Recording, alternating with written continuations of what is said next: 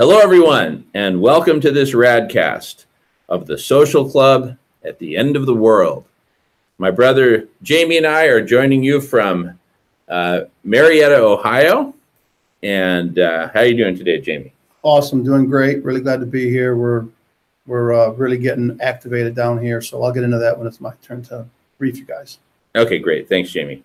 In the meantime, let me introduce everyone else who's here who wants to be introduced. Adam, how you doing today, buddy? Good to see you. Doing great. Great to be here. Thank you very much. All right. And Dan from Chicago, how you doing today? Great to see you. Doing good, Jamin. Glad to see everybody, and I'm ready to go. Awesome. And my love of my life, Melissa, a.k.a. Queen Millionaire. How you doing, sweetie? Yeah, hi, everyone. Great to see you. Jamin, good to see you. I'm here on Whidbey Island and ready to rock and roll. Awesome, sweetie. Thank you. And last but not least, we've got Miles in Calgary, Canada. How you doing today, Miles? I'm doing well. I'm a bald guy living in Canada, so that's why I'll be wearing my cap. Keep my head warm. Go ahead. Say it again. They didn't hear. Your toque. Your toque. My toque. All right. Excellent. Okay. Well, having gone through the intros, welcome everyone. And first, this is open to the public. I'm broadcasting today from a different YouTube channel of mine because I had some issues with my main YouTube channel. But those of you and I always post the link regardless of what channel we broadcast from, I always post the link on my Facebook page and on my Google Plus page. And other people are welcome to post it around as well. Everyone is welcome to join. You just click on the link to join. This is open to the public.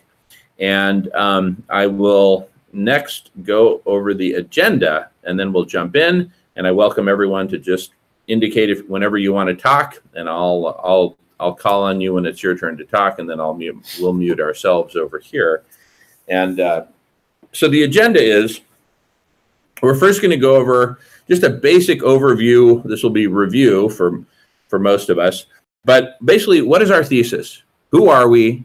Why are we here? Why do we meet on a weekly basis and talk about these topics that we talk about? What is the Social Club at the End of the World, etc. The next on the agenda is Jamie will kindly give us a kind of a status update and overview of what we're doing here specifically in the great state of Ohio, which is where we Shiveleys come from. Jamie is an honorary Shively. He's been a part of the family forever, and grew up with my cousins. Anyway, we'll get into more of that. And then the third agenda item will be, we'll take up the discussion that we started last week on the different organizations that we can reach out to and invite to be a part of not just the Social Club at the End of the World, but the broader collective intelligence that I'll talk about when I go over the overview of our thesis. So if anyone has any questions or comments or anything they'd want to add or subtract from the aforementioned agenda, please feel free to do so now or frankly at any time. So I'll be looking out for anyone who wants to comment at any time. Okay. Well, without further ado, since I don't see any hands going up, actually, let me just check the chat window. Okay. All right. I will go on to the first agenda item, which is our thesis. Who are we? Why are we here? And really, I invite other folks to jump in as well. You know how to do it. Jamie, you just talk because we're basically a two-headed monster over here at the moment. So who are we and why are we here? We are a group who has come together through a variety of means, one of which was most of us have followed Guy McPherson, Professor Guy McPherson, and his teachings over the years to various degrees. That's how a lot of us got connected in the first place. And we are here because abrupt climate change is happening, not just normal climate change, whatever your concept of that is, but actually a much more aggressive form of climate change is now in the works. with rising temperatures, rising levels of energy in the oceans, which are causing hurricanes, typhoons, etc., heating and drying of land masses throughout the world, which were in turn the cause of the record-breaking forest fires in California this past summer, for example. Miles, I see you'll be up next to speak.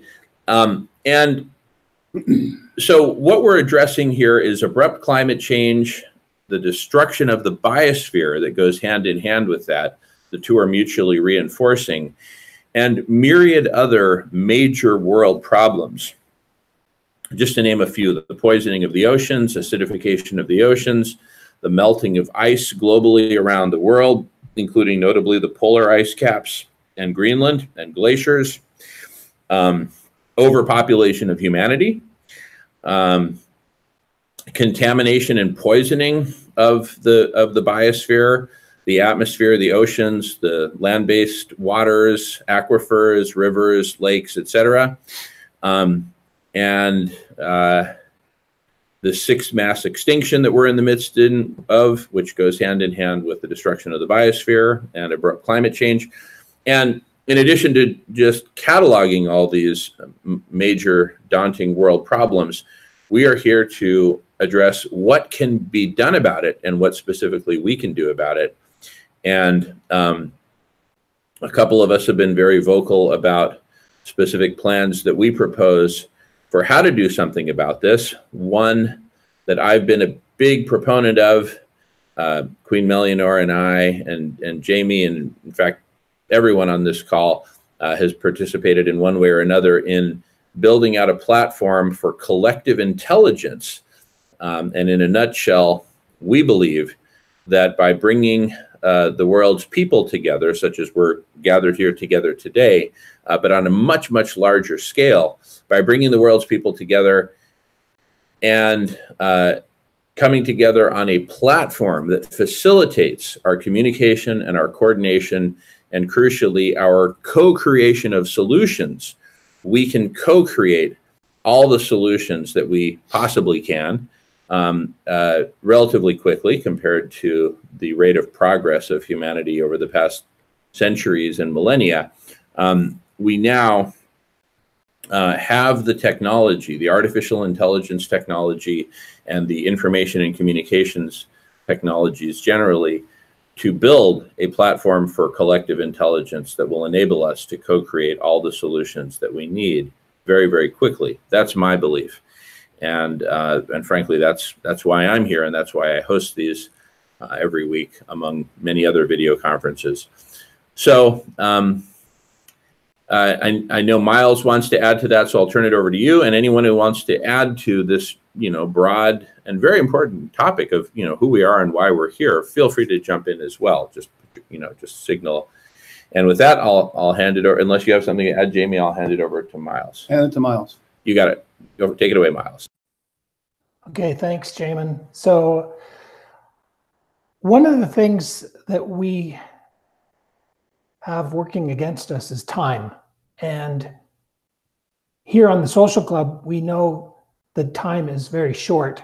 And finally, it now appears that the rest of the world is hearing that message too, since last week and the International Panel on Climate Change supplemental report 1.5 degrees saying we have 12 years. Now, there's some people who will say we don't even have 12 years. But the bottom line is we've now been given a timeline that is starting to be embraced by the world.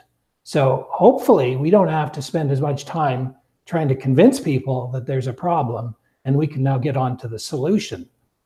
One of the issues, and this is not me, and unfortunately I don't quite have the quote, but just very recently somebody said, we don't have a climate crisis, we have a social crisis. We have a social problem. And the one point of evidence that I would like to make is I just recently saw this on your U.S. public broadcasting service or system, PBS, titled news item. It's only 10 minutes, so I encourage you to search it out. And we're back. Okay, sorry, we had dropped off for a minute, but please continue, Miles. So I'm just going to quote, that, yeah, we've been saying here for the longest time, Guy McPherson, for several decades, we've got a serious issue. Nobody listened to him. Here we started listening, at least I did, as you mentioned, to Guy McPherson, a year ago or so. Now the world has heard it from the IPCC, Supplemental Report 1.5. Now PBS carried this last week. 10-minute item, world needs to make near revolutionary change to avoid imminent climate disaster. Is there hope? Well, first of all, we do need revolutionary change. We don't need near revolutionary change. And if you listen to this item, this news item, the broadcaster is saying, well, we have this issue, but what if our leaders don't listen to us? And I thought, well, that's the social problem that we have. It's time for the populations, the like-minded people like we are, to start saying, all right, this is so important. We're going to have to take over driving. You guys step aside from the steering wheel. We're now going to give you direction because we don't have time to wait for dithering of politicians. Now in Canada, one last thing I will say is a point of encouragement is that one of our parties, now we have a multi-party system as compared to your two-party system. One of our parties, the New Democratic Party, which in addition, we have a Green Party representative. The New Democratic Party has said we need to have an emergency debate in our House of Commons or our Parliament. So anyway, that's what we're doing here. The radical collective intelligence is to start to say, okay, the humanity is now has to direct this and get on with it. So I'll mute now. Very good. Thank you, Miles. And Adam was up next. Since we were away for a minute or so, I don't know if anyone else submitted their name to the queue, but if you did, please resubmit it. And with that, Adam is next. Take it away, Adam. I was just wondering, you said that the capabilities of technology were here for RCI to be implemented. And I was just wondering about the modeling capabilities of that, because modeling would be very important in the RCI, build out. So I'm just asking that question. That's all. Okay, I'll answer that. What Adam is asking is a question about the collective intelligence platform that I referred to earlier. And that platform, as we're conceiving of it currently, and of course it's going to evolve and grow, but per our current conceptualization, there's 4 major stages of collective intelligence. There's ideation, which includes brainstorming and brain swarming. And by the way, at Radish, on the homepage of radish.org, there's links to videos that describe all these different stages or phases of collective intelligence. The second is design, the design of solutions, collaborative design for the collective intelligence. The third stage is modeling, as Adam asked about, modeling and optimization. So we model these solutions in virtual reality. We have a virtual model that we're, conceiving of. It has yet to be built and integrated into the Radical Collective Intelligence platform, but it's a crucial part because it enables us to basically test out different solutions within the computer model before implementing them in the real world, so that among other things, we can identify unintended consequences to a given solution and how we might mitigate those or redesign the solution to remove any significant negative unintended consequences. And the fourth and final stage is implementation of solutions. So that's all I really wanted to say about our main thesis. I mean, I could go on for hours about it. And in addition to talking about it, I just want to make a plea. If you're watching this, please join us. We need all hands on deck. We need to co-create all of the solutions that we need to save as much of life on Earth as we possibly can in the midst of so many tragedies and destruction that's going on. So if anyone else has more to say about that, either now or later, feel free to signal and jump in.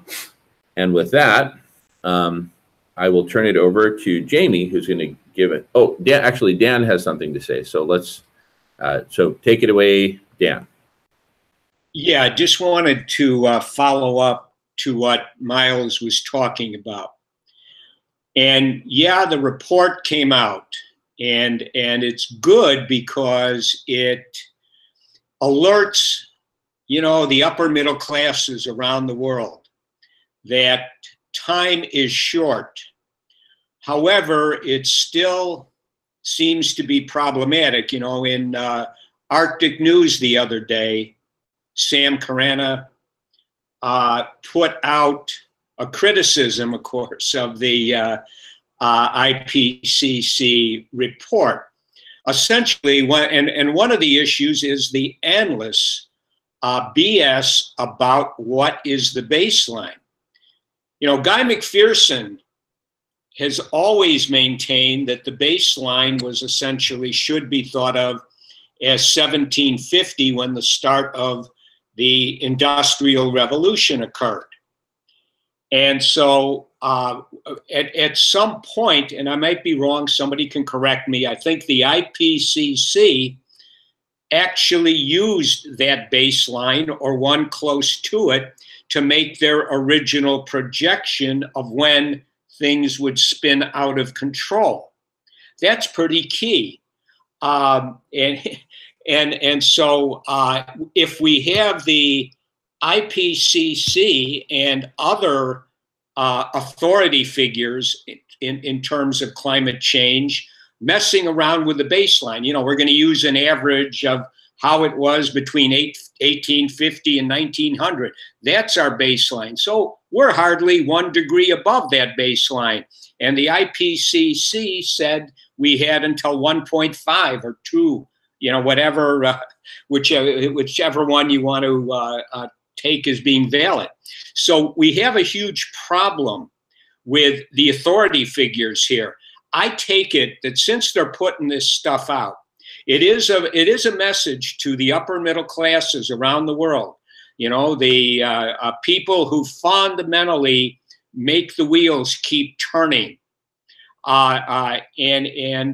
So there may be some actions that will be suggested, and we may be, nearing the point where, back against the wall, something may get done. But I think it continues to be a problem. How are people supposed to not be disoriented when they hear, well, this is the baseline, no, that's the baseline, this is the temperature where things spin out of control, and so on. And it brings me back to just 2 other little minor points, which I know you've heard from me over and over again. But I want to say, first, one thing about the elites. I am at this point, and it's been hard. I understand that it's human nature to want to appeal to the elites who have all the money and the ability to, maybe make something happen.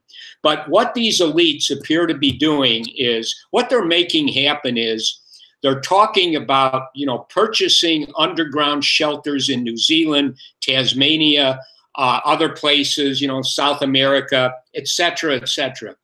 And these are renegades. These individuals are nothing but, renegades to the human race. They happen to believe that somehow they can escape and as far as everybody else goes, no, too bad for you, die of thirst, die of hunger, whatever. And I think these renegades need to be called out as this. Okay, got it. One more minute. And the final thing I'll say is that in order for people to really emotionally understand what is probably going to come unless some solutions happen, or all these volcanoes go off and give us a little more time or something. The problem is people have to start looking at the dystopian outcomes and what that means to them personally and to their loved ones. So I just wanted to throw that in there. And I think these things deserve a lot of attention. I'm going to go ahead and mute out. Thank you. Thank you, Dan. And Queen Melianor is up next. Take it away, my queen.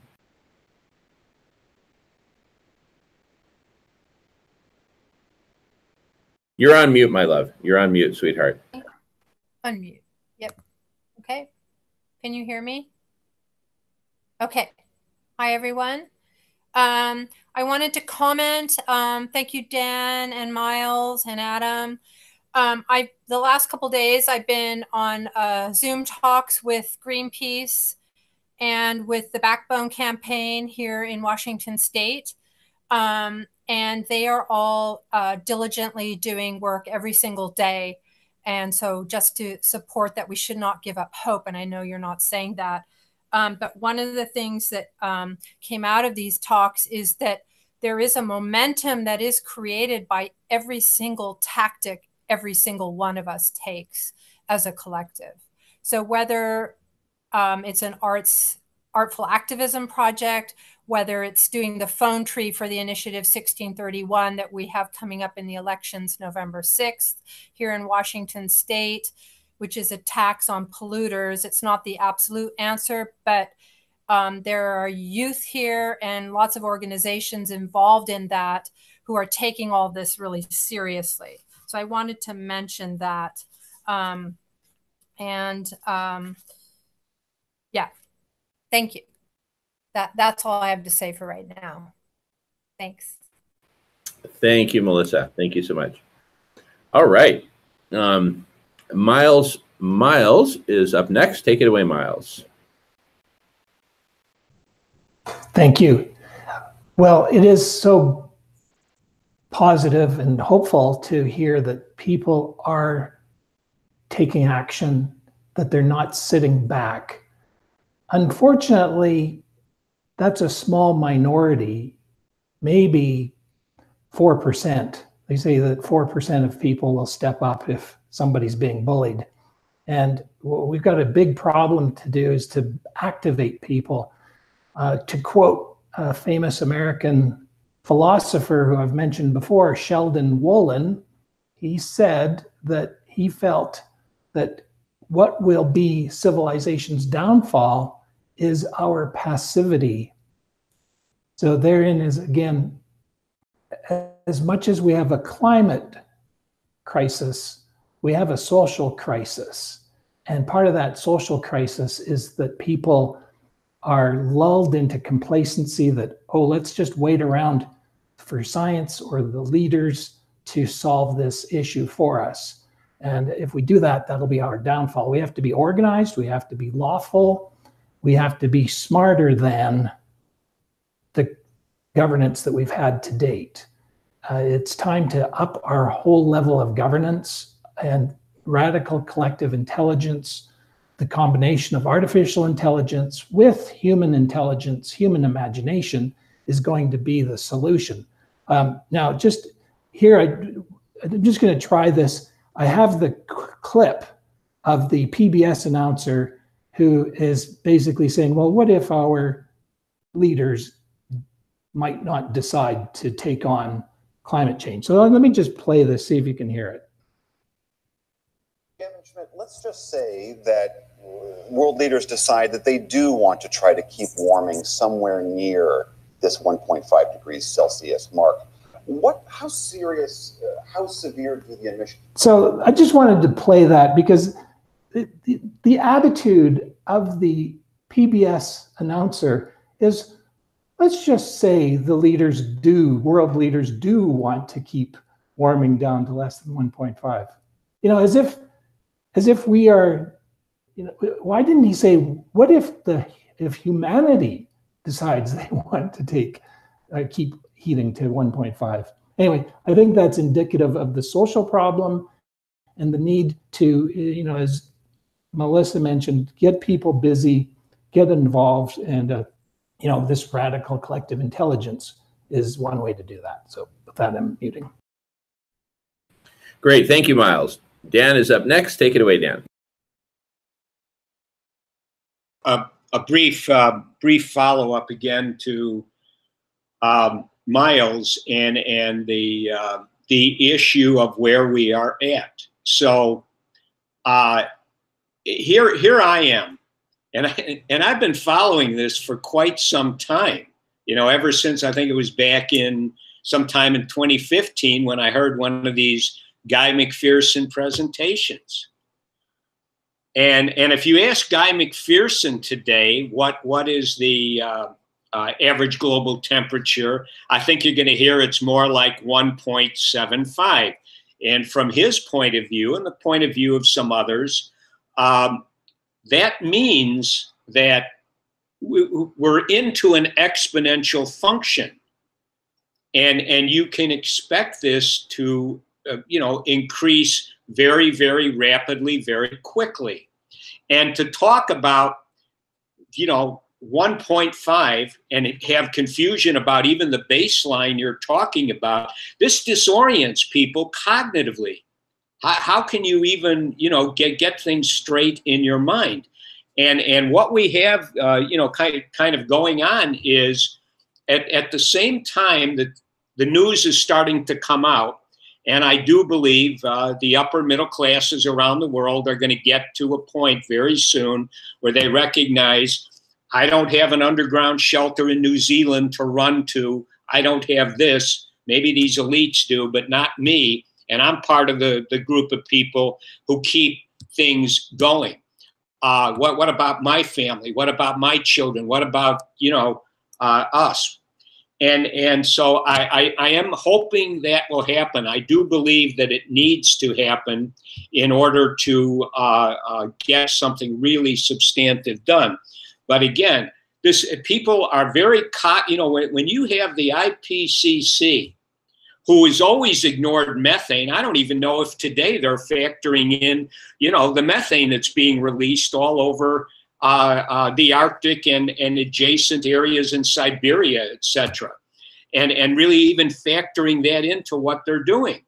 And so, again, there needs to be, if possible, some sort of sanity restored to even where we're at. If you tell somebody we have till 2030 and we can't let it get past 1.5 and okay, so we have all that time. Maybe you don't have that time. Maybe you have to start yesterday in terms of implementing whatever you can do. And I just, what it feels like to me is, a lot of authority figures are partly guided by the fact that they view the masses of people as sort of like a herd. Just basically they're emotional, they get hysterical, and we can't have it. We just can't have people getting too emotionally upset about this, because maybe they'll stop working. Maybe they'll, really start rebelling. Maybe they'll go after people, all sorts of paranoid fantasies, which aren't too far from reality. So I just think these things need to be addressed. And the last thing, I went to a 350.org meeting maybe a year and a half to 2 years ago. And it was here in Chicago. It was over near the DePaul campus in Chicago. And I sat there with a bunch of young people primarily. There were a few older people like myself. Yeah. And what I found was there was almost total ignorance on the part of the 350.org people concerning exponential climate change. And I mean, again, if you're going to be talking about implementing, you know, carbon taxes and this kind of stuff that maybe would have been useful back in the 1980s, it becomes a problem. You're not really, you're not aware that danger is really close. All right, I'm going to go ahead and mute out. Thank you. Great, thank you, Dan. Really good points across the board. Melissa is up next, followed by Jamin, followed by Adam. So take it away, Melissa. Okay, can you hear me? Yeah, okay. I just say that Fred was waving his hand there too. Oh, okay, Fred. Thank you. Okay, Fred, you'll be up next after whoever I just said. Okay, so just going off what you guys are saying right now, to get this momentum moving and to increase participation, I just wanted to come back to, I think Jamie mentioned this at the last social club, which was contacting our allies. And one of the things Greenpeace is working on is exactly that. And so is Backbone. They call them task forces. And I think that that's something we can do as a group, actually starting to bring people together so that we can meet, we can talk, and we can also take action. And different ones of us will take different kinds of actions. And I actually noted a lot of groups down, like Got Green, Alliance for Jobs in Clean Energy. Bill Gates just endorsed the initiative, yes to Initiative 1631. He might be another person to contact. Local tribes, faith-based groups, etc. So I just wanted to put that out there, that I think instead of us complaining about it or just keep talking about it, let's get in touch with these groups and let's create an initiative for them to come together with us and start brainstorming. Thank you.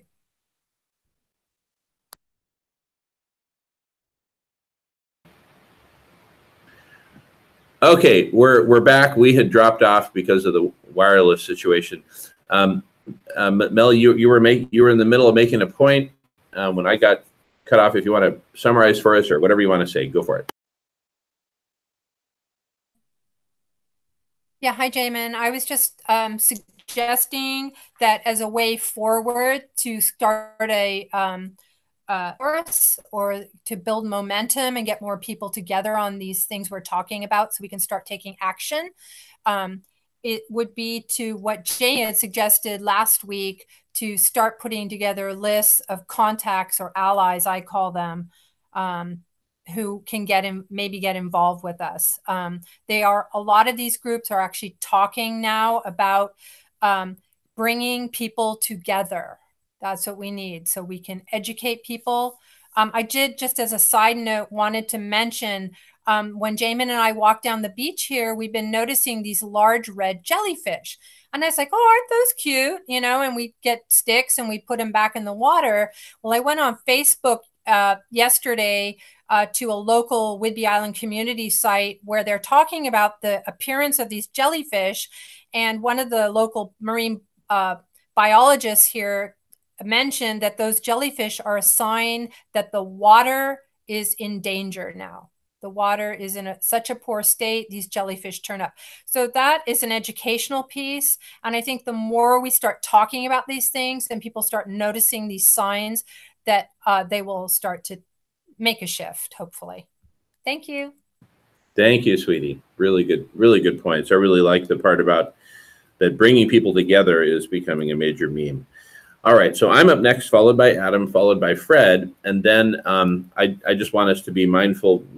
Jamie's been waiting patiently to say his piece on the next part of the agenda, which is what we're up to here in Ohio. So I make a motion that after we get through the current round of comments, that we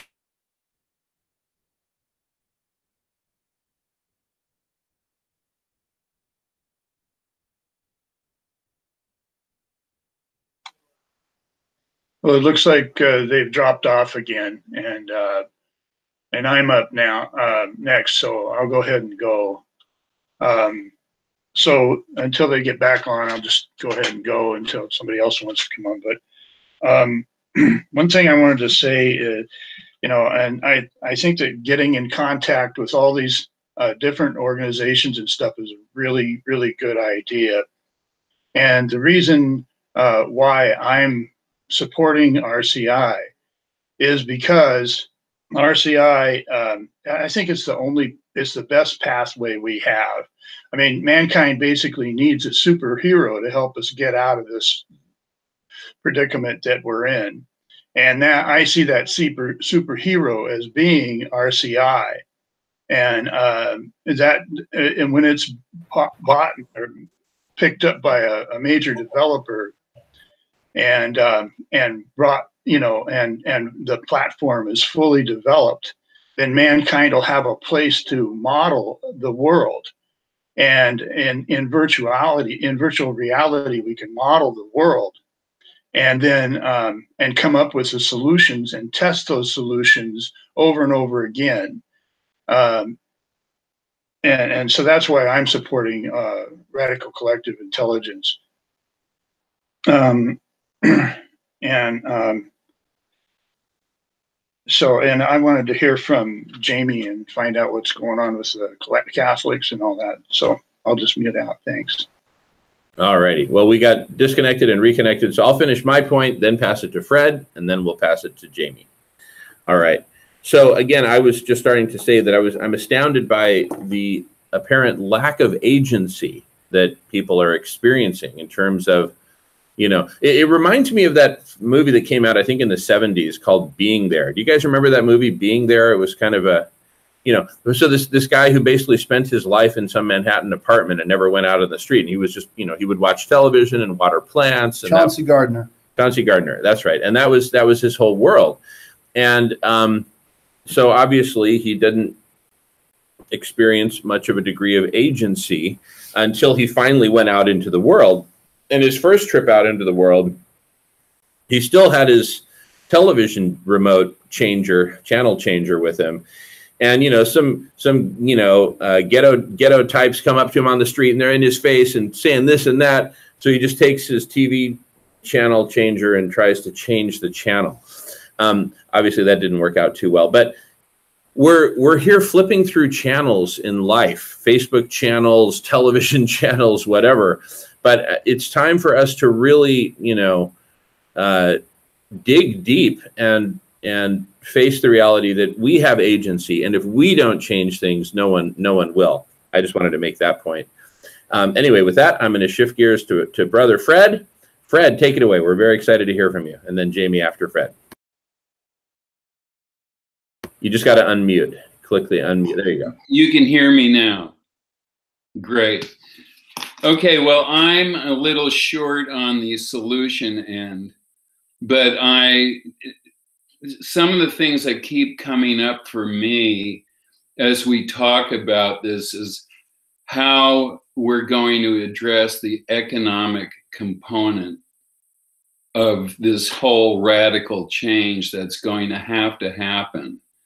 And Trump's made it clear that he's not going to do anything that affects the economy negatively, where people lose jobs and stuff like that. Well, that's just another way of saying that, the United States is not going to lead the world in reducing its in contributing to a sharing with the rest of the world. And that's obviously part of the solution, is the haves are going to have to give up some of their comfort. And how we're going to convince people in a timely fashion to do that is a big issue, I think, because the haves, the upper middle class, as I believe Daniel referred to, are going to have to go, okay, we're going to have to relinquish some of our comfort in order to balance things out. I mean, balance is a big issue here. I think we're clearly out of balance in so many ways. And that's just where, for me right now, it seems like everything comes down to economics. And, You know, our relationship with Saudi Arabia and all of that, are they going to, you know, with 1/3 of the proven oil reserves? And it's just going to take a massive global agreement that, yes, we're in trouble. And I can't understand the arrogance of our leaders to think that, well, you know, maybe it's this and maybe it's that, and we'll just have to see, like Trump saying, you know, well, it could be this, it could be that, but it's not necessarily human derived. And come on, this isn't a lab experiment. You know, if it fails, or what we're, the solutions or data we're looking for don't prove out, we're going to be dead. And I just can't understand how our leaders are willing to risk planetary existence because there's money, so much money is involved. That's, you know, anyway, okay, there's that. I can never let go of that, the economic reality, because it seems to, everything seems to boil down to that. But I was also wondering, how are we going to get young people involved without, because they have the most to lose, because they're going to be here, presumably, without scaring them to death? How do you talk to young kids if we're working against a 12-year limit, which, you know, it isn't all going to go bad in year 12. It's going to, you know, progressively get worse. And they're seeing these hurricanes and similar disasters, and I'm sure it's frightening to them.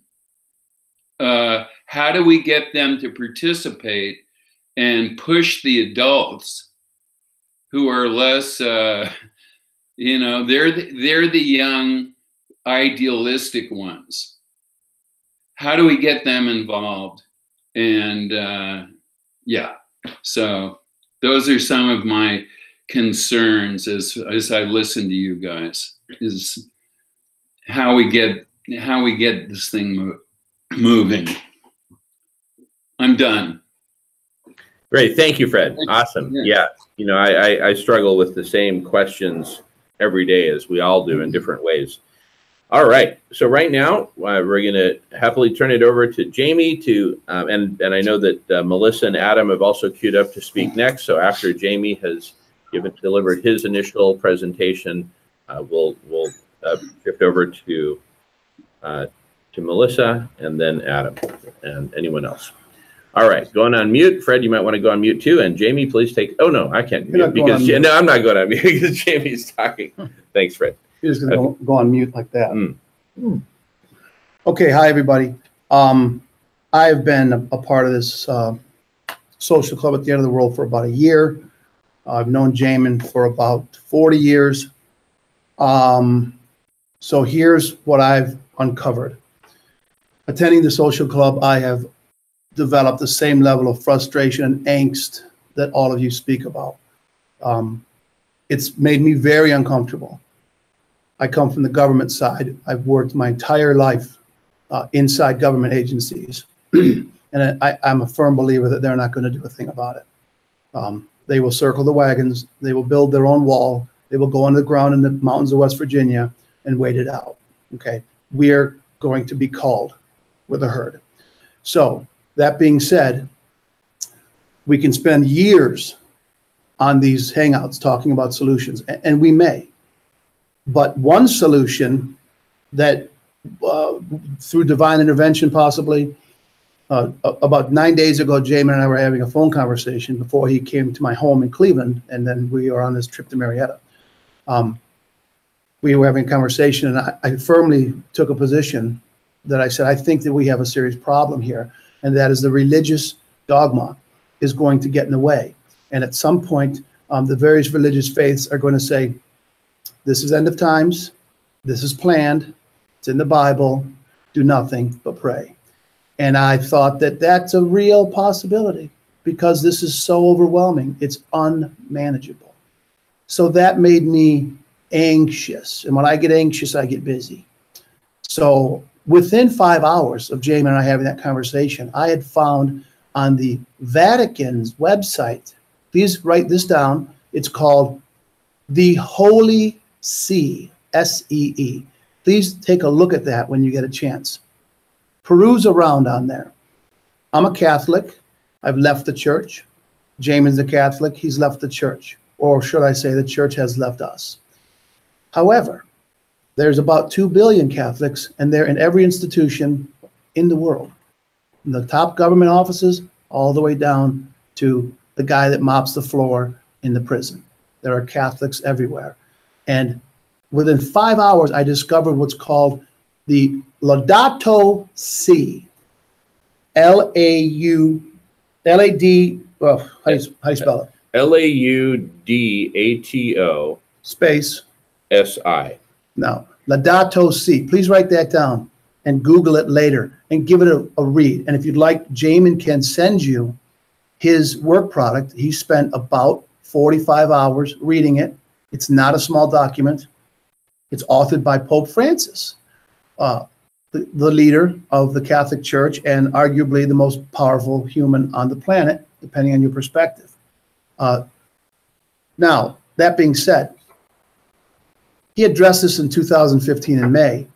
He did it in such a way, in such clarity, such graphic clarity, it knocked me for a loop. And I immediately called Jamin and said, put your phone down and get on the computer and read this document that's been ignored. The Pope wrote it 3 years ago, and that's the end of the story. He identified the problem. He identified the causes. He identified why it's a sin, in his words, to not save Mother Earth. These are not end times. And he identified a way forward with a big question mark about basically a call to action of all the Catholics and all good people. All good people. He used that term many times. So he wants everybody involved because everybody's got a dog in the race to come up with solutions. Solutions. Solutions. Radish.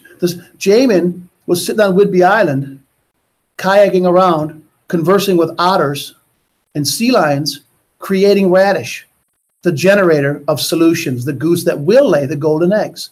So all we have to do is get the Pope and Jamin together, right? That's it. No problem. Easy. Got it up this afternoon. So here's what we're doing. We've made an appointment this afternoon. We're in Marietta, Ohio. We came to Marietta because we're on a mission from God. It's the Blues Brothers, okay? We drove down here to get, my friend has a condo down here, and he gave me a beautiful day bed. And Jamin's at my house. He's here now, but he's visiting me for the week to work on this. He has no place to sleep. So we drove down here to get the day bed. And on the drive down, we talked for 3 hours down. We talked for 9 hours last night. We talked for all since the morning today. We're talking. And it occurred to me, I'm tired of talking. I'm real bad at meetings. Fuck them. I like action. So I went to the church. That's a basilica. It was just Rome. The Holy See itself has elevated the parish in Marietta, and I happen to know this, from a church to a basilica. What does that mean? Who cares? It's important. It's a higher ranking organization. The Pope knows who they are. He knows the names. He could call them. He's called them and talked to them. Okay. This is a basilica that's connected to Rome. Super easy. So therefore, and I'm going to wrap it up. My time's clicking. No, you got time. Okay. The 5 minutes doesn't apply to you because you're on the because I'm an Irish Catholic and I can't shut up. No, you go for as long as you want. Okay. Really. So I knocked on the door. I said, Jamie, get in the car. Okay, I'm done talking. You can talk. Go on the meetings, talk. I'm going to start kicking some doors, okay? I got Catholic priests in my background. The whole thing, yada, yada, yada, okay? So I knock on the door. They answer. I go, hey, listen, I got to talk to a priest. I'm not going to kill myself. No urgency. I need an appointment with a priest today. I'm in town. I'm down from the Diocese of Cleveland. I'm traveling with my brother, Jamie. It's the Jamin and Jamie show. We're on a mission from God. I'm Elward. He's Jake. So here's the story. My phone doesn't work now, but the priest, Father Mark, I bet you the Pope has spoken to Father Mark, gave him an award, Basilica. He's going to call me back. And I said, I need 15 minutes because I don't know who knows about the encyclical on the Pope's website. Encyclical, the Laudato Si. You all must read this. We can email you Jamin's work notes that he put the 40 hours in and highlighted it in 3 different colors: yellow, green, red. Yellow, green, red. And if you read this, it's going to sound like he wrote it. Our Pope, Pope Jamin. He was sitting on a rock, communing with nature, counting whatever he was counting, jellyfish with Queen Melianor, and the idea of radish came to him, and he decided to dedicate his time, his life, and all of his money and resources that he could be on a yacht over in Morocco right now, but he's here in Marietta, okay, picking up a day bed so he can sleep in my spare room, so we can keep working on this. And we're gonna go parish to parish. Now, what I found out since this started is the U.S. Conference of Bishops answered the Laudato Si. Their answer is a discussion group flyer and an insert that they put in every church bulletin ever put out in the United States this year. I emailed those to Jamin. He's going to post it. They are inadequate, to say the least. However, it was a response. I didn't get the bulletin because I don't go to church, but I'm going to my church when I get home, and I'm knocking on the door, and I'm going to say, hey, what are you doing with this Laudato Si business? Talking about it and being political about it and asking people to not buy styrofoam ain't going to work. We're going to lead. The church, in many periods of its existence, has led. Years ago, they were the kingmakers. They had an army, Templar Knights. They did some really bad stuff. They did some really good stuff, okay, because they're run by humans. That's how things work. We do good and bad, yin yang. Okay, it's great. So this is an opportunity coming out of a scandalous period, difficult times for the Catholics, hello, to change the narrative.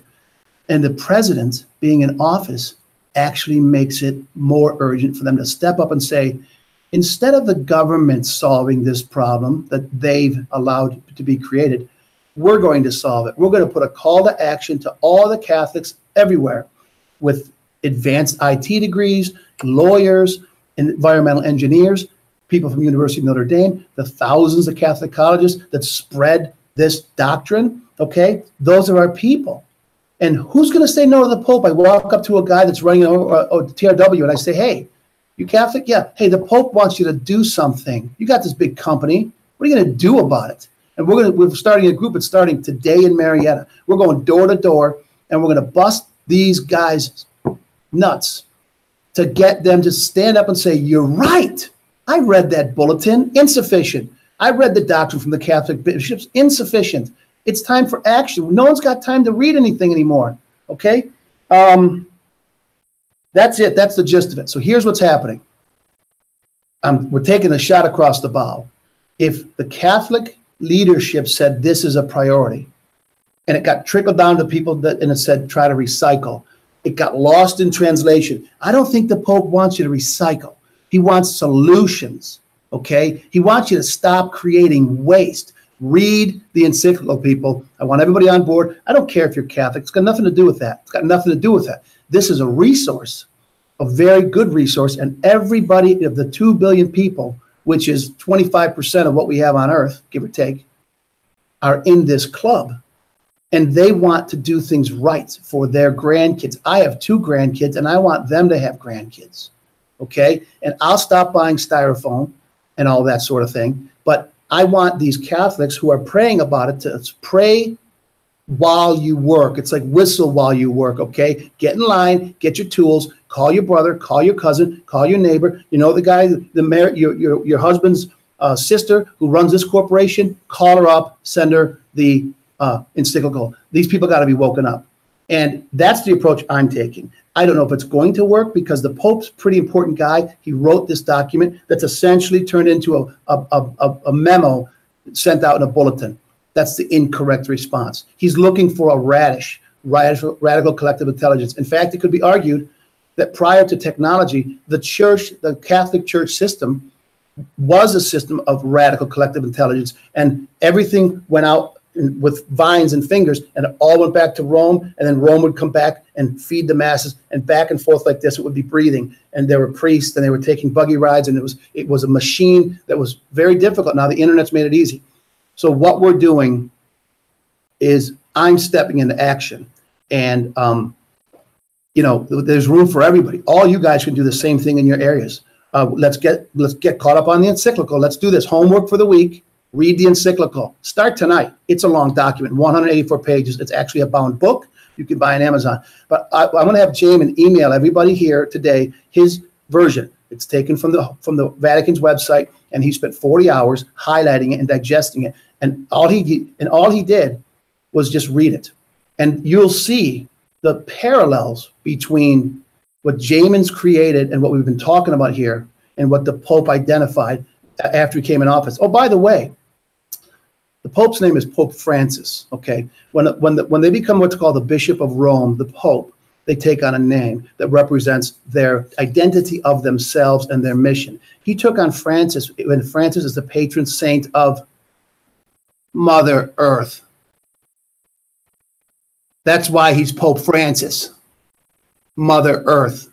And everyone was pissed when he put this encyclical out, because he said the economy and everything that currently exists must change, and it must change now. And it's up to the Catholics and all good people.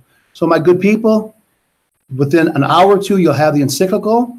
I implore you to please read it and be prepared to discuss what you and what we can do in our personal communities, okay? You don't have to be a Catholic to be a good person, and not every Catholic's a good person. So that's not relevant. What's relevant is there's 2 billion of them. That's what's relevant. And if we get 10% of that want to do something and call their friends that are corporate leaderships, I think we got a movement going here. That's it. Jamie out. Drop the mic. All right. Awesome, Jamie. Thanks so much, brother. All right. Yeah, I can see it by everyone's reactions. Everyone's really digging what you're saying. Awesome. This is the kind of leadership we need. And the kind I'm in, bro. Commitment. Buckle up. And collective intelligence, collective power. That's right. Buckle up. We're all in. So let's continue to collaborate together. So I'm sure a lot of folks have stuff to say about what you just said, Jamie. Next up on deck is Melissa, followed by Adam, followed by Dan. So take it away, Melissa. Okay, first I want to share this image. I don't know if you guys can all see this. Can you see that? St. George and the Dragon. A martyr on a horse. Yeah, we can see it. Mm-hmm. Okay, it's St. George and the Dragon. The dragon this time around is abrupt climate change. And I definitely think that Jamin and you guys, we need to meet the Pope in person in Rome to push this forward. I just wanted to come back to what Fred was saying, because I don't want him to be left dangling in midair with his questions. Fred, a couple things that I've heard recently from both Greenpeace and the Backbone campaign is that there are local groups, certainly in our state, who are working on transition plans for workers who will be displaced from jobs going away, like in the fossil fuel industry, or, for example, taking down the dams off the Snake River, which we really need to do now because they're obsolete and they're holding up Chinook salmon runs that are feeding, or rather at the moment, not feeding the orcas, but need to be feeding the orcas. So they have a problem with barging crops on the eastern part of Washington state that use the dammed water for that purpose. There are actually people working on projects right now with the local farmers to find alternatives for transportation for their crops so that they don't suffer. So there are ways of doing that. And I think those are things that we can, people will work on and continue to work on in the transition period, while Jamin and team are working on radical collective intelligence. I think all these things can happen in parallel and will need to anyway. And then just coming back to the children, my experience with the kids is that they know what is going on. They're very wise, most of these children. It is true that young adults, I'm going to call them, are not participating a lot in activist things. I think they have got a sense of hopelessness. And we experienced that recently where with the Orca mural project we ran on Whidbey, there were adults and children, but not youth. And I asked around, why weren't the older kids there? And the responses I got were that they know we've messed up the planet and they don't feel there's anything that they can do to change that. Another friend put forward this idea, which is not original, and it is from, I can't remember the activist who quoted this, it's quoted from, but it is, the quote is, sorry, if you want to create a better world, throw a better party. So I think that's something we could think about. Like, what is that party that we would throw to bring youth to help participate in creating this better world? I'm going to end with that, but I also want to thank Jamin and Jamie for doing this work with the Catholic Church and for enlightening us and bringing to light the Laudato Si of Pope Francis. Awesome. Thank you, love. And Fred, I see you. And next up is Adam, followed by Dan, followed by Fred. So take it away, Adam. Okay. So Fred mentioned the economic reality, and then Jamie mentioned that the Pope says the economy must change. And then everybody is, we're being told that, time is up, that we need to go into really drastic changes and have emergency meetings. And basically, so my take is that the drastic change that we need is to end all of money, end our use of money. And I've written a program about this, a plan called the Road to Life Plan. And I'm working with RCI Jamin to write some letters and to these different contacts, and I've written down some of them here today. And I've composed a letter to write to one certain contact, and I'd like to read a little bit of this letter, and because it addresses the question about youth and how to bring the youth into it. And so I don't want to mention, because this is a letter going out, I don't want to mention who it is. I don't want to screen share either. So if you don't mind, I'll just go ahead and read a little bit here. A few days ago, I read your statement, and around the same time, I saw a TED Talk video where a 12-year-old young man told how he had written an app for his cell phone and then started a school to teach other kids how to write apps as well. This letter shows how a third item called Radical Collective Intelligence can bring both the logic of science and kids together to form a model that can be used to literally save life on Earth. Jamin Shively is the inventor of RCI. In the 2003 to 2009 era, he was a Microsoft executive whose office was 3 doors down from Bill Gates. Jamin began writing artificial intelligence code about 25 years ago and is an expert in artificial intelligence. Over the last few years, he's employed a team of professionals to help him build RCI. RCI is now constructed to the point where it is ready for complete build out. At the same time, Jamin and I are both deeply concerned about the issue of abrupt climate change and want the RCI technology to be used to help save life on Earth. I have been working with Jamin to figure out how this can be done. Jamin's and my vision is to get the right people together, and maybe I should change this to a lot of us people's vision, is to get the right people together, such as blank, and others, to affect the build out of RCI into a giant internet platform. This platform will be used, among other things, to model our world in virtual reality, using the RCI-based advanced modeling capabilities. In this way, solutions can be determined and the differences of mankind can be worked out in virtual reality prior to application in real life. There is more, but in short, we think this is the most viable hope for mankind. And here's the part about kids. It is the older generation that is the most difficult to change, but it is the new generation that is the most important. Our youth of today are the ones who have their entire adult lives ahead of them to lose, and therefore also have the greatest incentive to live. They can help build the RCI platform in numerous ways. They have more technological savvy in this area than other generations, and the platform will be very large, and there will be much they can do. As the catastrophes of Mother Nature come, mankind will seek more and more for a way out. If the kids of today are able to tell their parents that they know how to save the world, and that they already have a plan modeled, the parents will listen. And so that's all I wanted to read there. That's it. So my point is, we can get the youth to help us if we build the platform. If we build it, they will come. And so that's all I wanted to say. Thank you. Great. Thank you, Adam. Really good stuff. I love that letter. We've been going back and forth over it.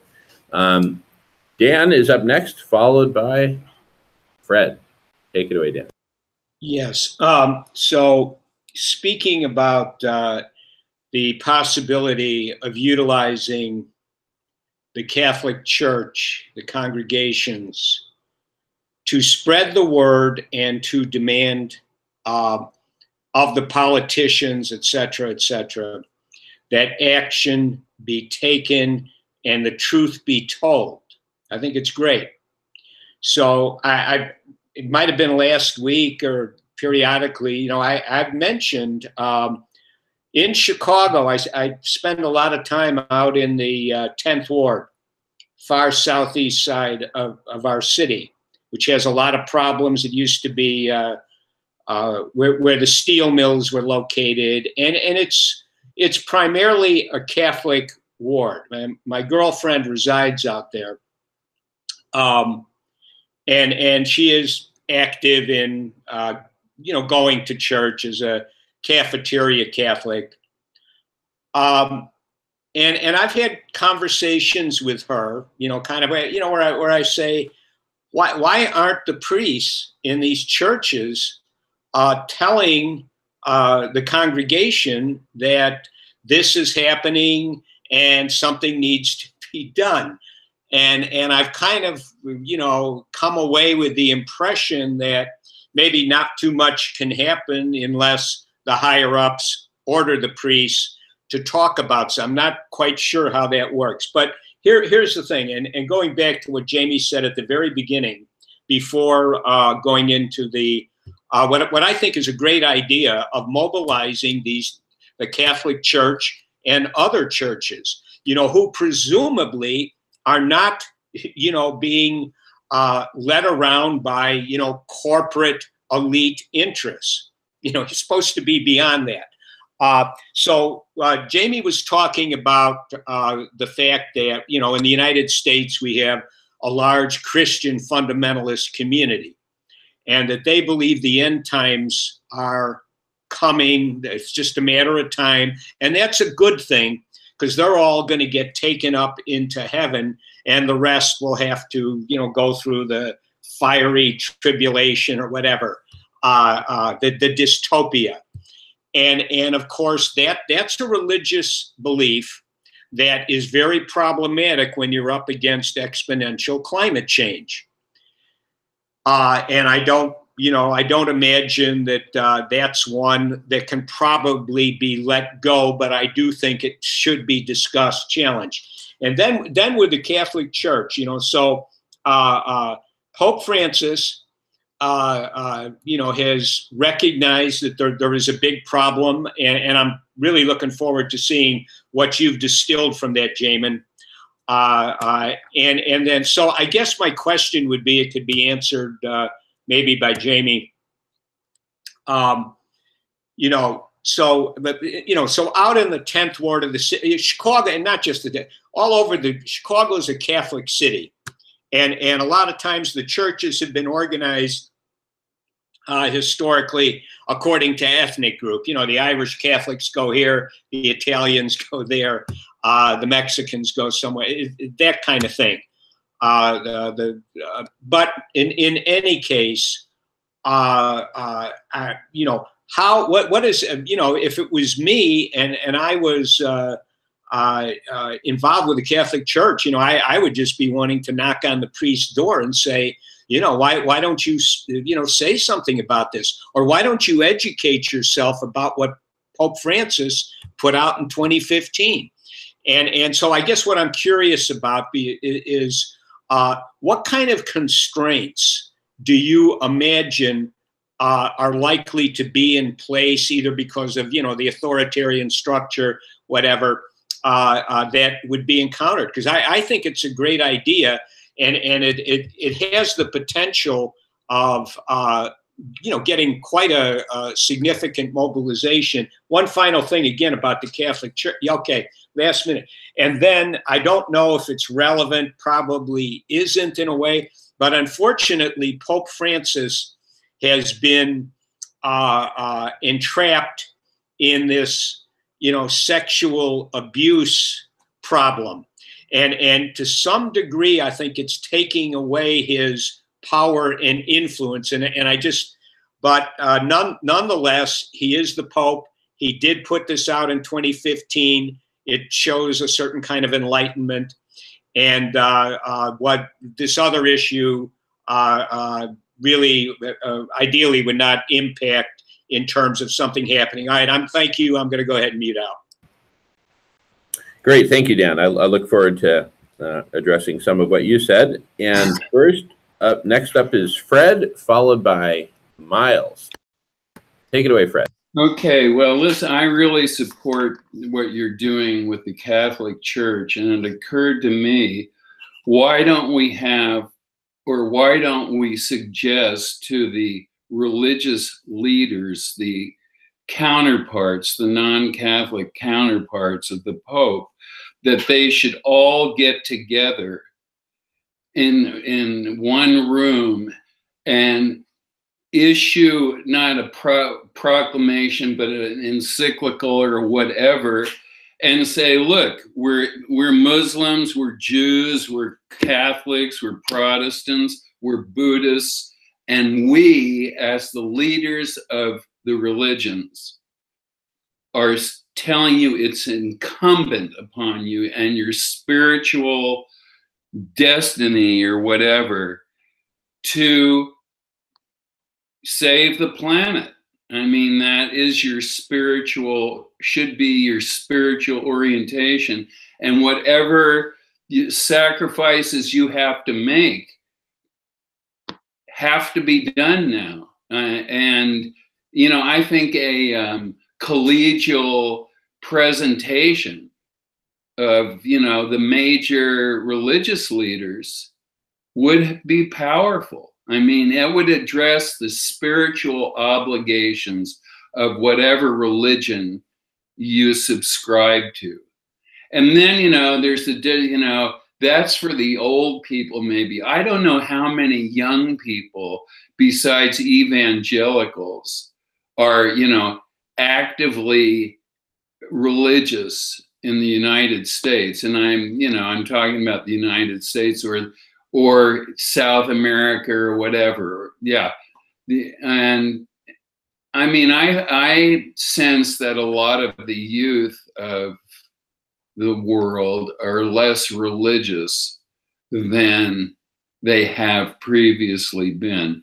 But the old people who are, you know, getting ready for the next step on the journey might be more receptive, or might be receptive to thinking about, you know, what their spiritual leaders are telling them is their first obligation. I don't know. I think that's actually a good idea.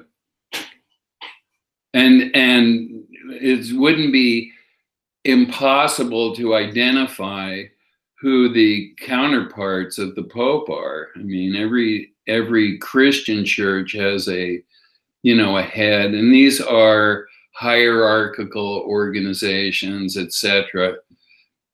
and they are related to corporate interests. I mean, the Catholic Church is one of the richest bodies in the world.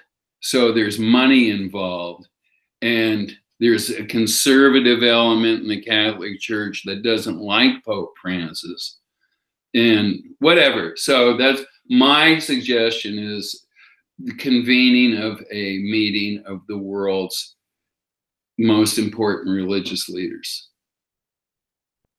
I'm done. Awesome, Fred. Great stuff. I know I and Jamie both want to comment on what you said. So on deck next are Miles, followed by Jamin, followed by Adam, and followed by Jamie. And Melissa has put in a couple of comments, which I'll address when it's my turn, unless you want to talk directly about those, Melissa. But for the moment, take it away, Miles. Okay, great. Interesting concept you have there, going to the Catholic Basilica to ask these questions. And just a little bit of background information. I'm not Catholic myself. I'm married to a Catholic, and my children go to Catholic school. So I'm very interested in understanding Catholicism. And also at the same time, I purposefully make provocative statements, which maybe even confuse my own family, but I like to quote Archbishop Desmond Tutu, who's the Anglican of South Africa. He wrote this book titled "God is Not a Christian and Other Provocations." And so I now actually say Miles is not a Christian, but indeed I would enjoy sitting down to talk for hours about what the Bible means to me and the person of Jesus Christ. Having said that as a background, just to let you know, there's a gentleman who has a YouTube channel. He's a Roman Catholic and obviously endorsed officially. He often has people of note who are Roman Catholics. He has archbishops, or there was not an archbishop, but there's one notch below, was on his show. Anyway, just as an example, this gentleman, Patrick Coffin, on YouTube, Coffin. I just scanned all of his YouTube videos that I have watched and others that I haven't. There's not one mention in all of these conversations shows that he's had talking about Laudato Si that I can find. In fact, I can't remember him ever talking to the issue of climate change crisis. So there's something going on there in that Catholic Church. Why is it that if it's been out there since May of 2015, isn't there every diocese around the world undertaking action plans to implement it? So anyway, I put that question to you, and I guess I'll just leave it at that for now. I wish you luck. Thank you, Miles. Jamie's going to address your question there in a moment. Jamin's up next, followed by Adam, followed by Jamie, followed by Melissa. So I just wanted to address a couple things. Dan, you mentioned, like what kind of constraints within the Catholic Church. We're actively exploring all that now. So we'll have a lot to say as we really dig into that. Fred brought up that, old people may be more receptive, but maybe young people may not be that active religiously. I think that's a valid hypothesis. And my thought is, it's the people with, young people are, and this, I'll just make a broad generalization, but I think a lot of young people are driven by testosterone and estrogen and, the things that young people just get so laser focused on.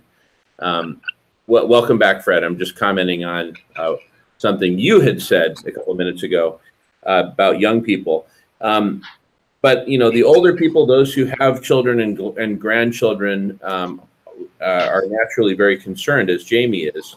And I think that the pathway here, the golden pathway, is the Pope Francis and other religious leaders put out the call and say, okay, grown-ups of the world, it's time for us to actually be grown-ups and act like grown-ups and take this on in a serious way, including convening your families and bringing in, bringing your children to the dinner table and saying, hey, we need to all work on this together. Time's up. And so I just wanted to put that out there. And I think that could be a way to both bring families together and bring children into this conversation. Anyway, that's all I had to say. Adam's up next, followed by Jamie, followed by Melissa. And Fred, you want to mute your microphone, please? And let's take it away, Adam. Okay, well, I just wanted to continue with the idea about the youth. And so here's the thing about the youth. They have the most to lose. And they, they're full of hormones and testosterone, but they're looking forward to life. And, us old people, we're set in our ways, but they're not so set. And they have like I said, they have their whole futures in front of them. So they're willing to change. I mean, my perspective is that they're a lot more willing to change than us older people. So I think it's really important because it's their future. It's not ours. Our future's already, we've already had our future, so it's really up to them. And I think that, if we bring them on board and we get their honest opinions, that's going to help an awful lot. That's all I have to say. Thanks. Great. Thanks, Adam. Okay. Jamie's up next, followed by Melissa, followed by Dan. So take it away, Jamie. Okay.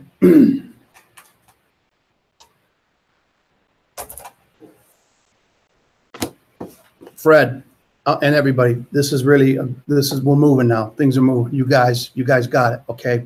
We're getting, this is traction here. Everybody write this down.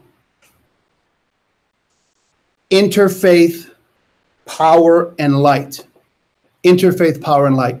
On that website, you will find the statements of all major religions on climate change together. And the path to the Pope that I am taking, the path to the Pope that we are taking is fully encapsulates everything Fred talked about, all religions. Fred, just to let you know, like today's the first day that we have an appointment with any religious leader. We're breaking through today. See this nose? That's my egg tooth. We're busting out, okay? And we're gonna get these people involved. And I'm gonna to everybody, what, if not you, then who? Here we are in Marietta, knocking on the door, and we have to start them agreeing that preaching about this, that period's over.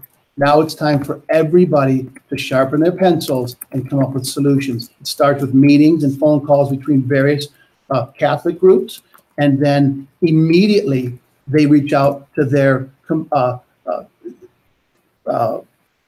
equal parties in other religions. Bring them in right now. Right now. The Pope said so. Okay, and if you go on the website, Interfaith Power and Light, you'll see that the Baha'i, the Sikh, all of it is right there to be included. Just a second, I want to pull it up. I'm having nothing but trouble with my bookmarks. So anyhow, that answers that. And to everybody else, Miles, Fred talked about interfaith. Let's talk about the sex scandal, okay? Let's talk about the elephant in the living room. This is a serious problem, okay? I walked away from the church. I was an altar boy. I didn't see this stuff, but I could see the environment where it happened, okay? I was there in 1972, 3, 4, 5, 6, 7, 8 as an altar boy. And the church was a secretive place. I don't have any special knowledge about why this occurred, but that's a church doctrine issue about married priests versus not married priests, which we don't have ever time to talk about that. But the fact is, guys and gal, this has been a monumental distraction for 20 years. The first 9, they were ignoring it and pretending it was whack-a-mole, only dealing with the one problem that popped up. It's not a problem in Boston. Oh, yeah, it is. Not a problem in New York. Whoops. So pretty soon there's so much whack-a-mole, they said, okay, head on, let's address it. And this Pope is still cleaning that up. And when I say cleaning that up, I'm talking about literally the decree has come down from Rome that every church, every priest has to go through every file and put out letters to their congregations, anonymous letters, or a website or Dropbox.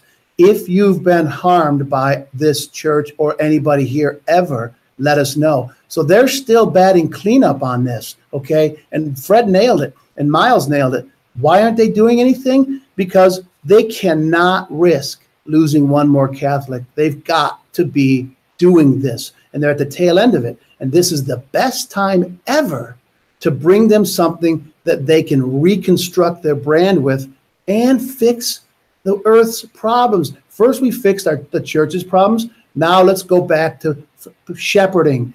And our flock consists of Baha'i, Jews, Sikhs, Muslims. We're all good people. So this is the approach I'm going to be taking in my meetings with any priest that'll open the door.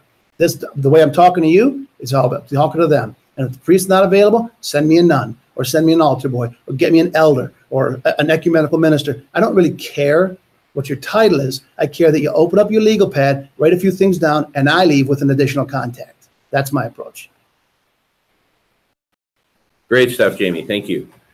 Awesome. It's Melissa's up next, followed by Dan. Take it away, Melissa.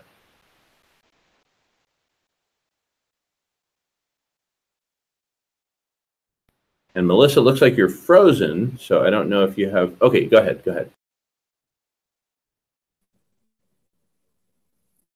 Try saying something, sweetie. Yeah. Okay, go ahead. Just going. It looks like you're frozen, so I don't know if you have. Okay, go ahead. Okay. Go ahead. The sexual abuse problems. Try saying something, sweetie. Yeah. Okay. Can you hear me now? Is it working? Yeah, we can hear you now, sweetie. Go ahead.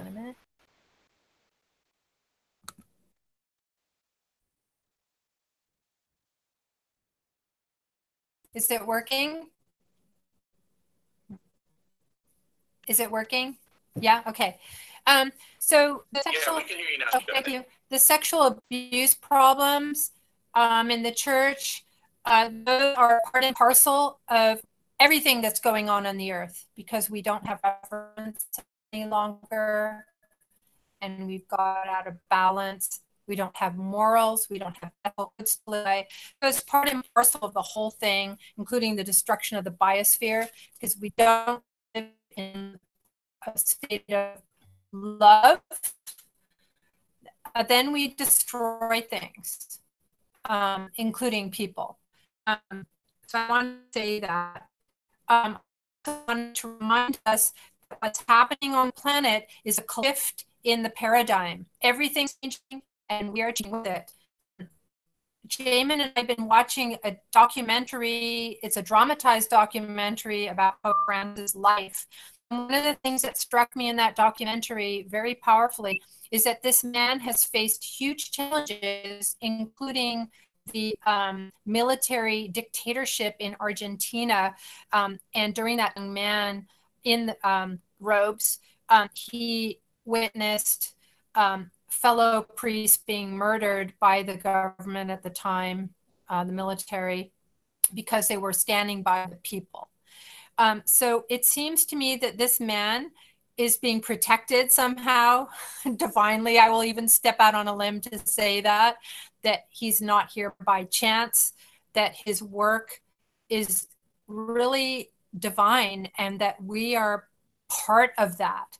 So I just want to remind us that, yes, everything we're doing is great, but there is this bigger thing at play here. And please do watch about his life. You'll see that happening.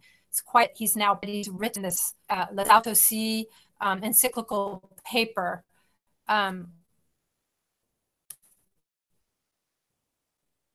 Yeah, that's all I wanted to share. Thank you so much. Oh, the other thing I want is, before we all say see you later, Jamie, maybe we want to identify some groups and contacts everyone has that we can get in touch with and be connected with. Thank you. Alrighty, thank you, sweetie. So Dan is next, followed by Jamie. I'll ask that Jamie's be the final comment, and Dan, if you can be a little more brief than usual, that'd be great, because we got to be out of here in maximum 5 minutes, and so we'll then wrap for the day. And there's a lot that we can follow up on next week. So take it away, Dan, as brief as you can, and then Jamie will wrap it up. Okay. Well, then I'll just make a couple of comments concerning the generation issue. You know, the kind of dichotomy of older people and younger people. And I think that, you know, and I probably mentioned it before, I think that older people who have lived a life have hopefully acquired some experience and some wisdom, and hopefully appreciate that in some kind of very fundamental way. You know, the torch has to be passed on to younger generations. You know, you've got to leave. But if you're part of the older generation, let's say 55 and up, or 60 and up for sure, you know, you don't have, in a lot of cases, that much to lose. I mean, you know, you're not caught in the workplace conundrum, and so I think there's a lot that older people could actually do. There's a lot of retired people who have all sorts of skills, knowledge, ability to think critically, and they could do quite a bit.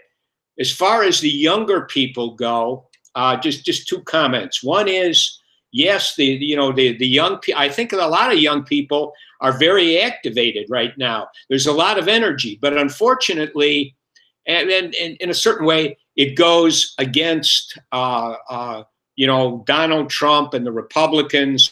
And then now we're having, you know, the very predictable pushback on the part of a lot of young men, you know, these Proud Boys, etc., who are now, you know, starting to street fight with Antifa. And I think, you know, there's a lot of energy out there. There's on both sides. Yeah, okay. And on both sides of the spectrum with these young people, they both have a pretty good idea that the other side is just simply bad. They're constantly deceiving and lying. And there is this kind of a mentality right now. It is possible that this could be channeled into a positive direction. You know, and so, but I do want to say again, young people today, a lot of them did not have and I'm talking about even ones who are educated, they did not necessarily have the benefit of the kinds of educational input that, you know, I was fortunate enough to get all the way throughout my education, you know, where a lot more emphasis was on what I call critical thinking. All right, that's all I have to say, and you know, look forward to receiving you know, the information and you know, getting together next week. I'm going to mute out. Great, thank you, Dan. So Jamie's will be the last comment, and then we'll have to wrap it up for the day. Take it away, Jamie. Okay, briefly. Melissa and everybody's concerns about sexual abuse and what the problems that it's created for all of us, people of all faiths and the church.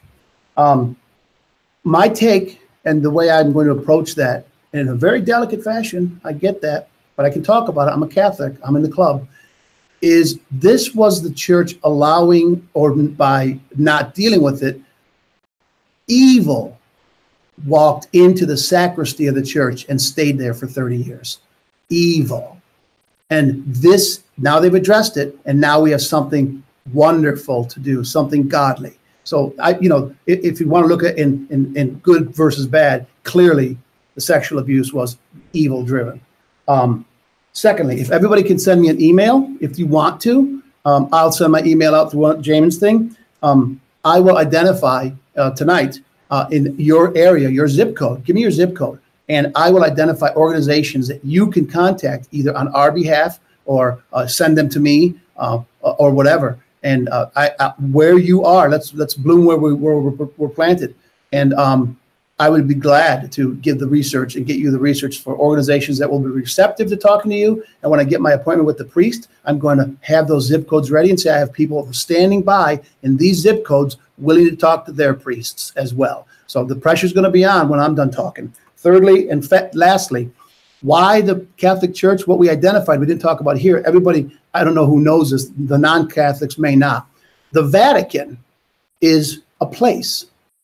It is also a religious center of one of the main religions, very old, one of the oldest. And more importantly, it's a city-state. It's a government. It has a seat at the United Nations. It's the only religion that has a seat inside the UN. Get it? They're a city-state. So they got juice. Why do they have juice? Because they invented juice, okay? So, you know, that's all I have to say. Signing off. A second mic drop.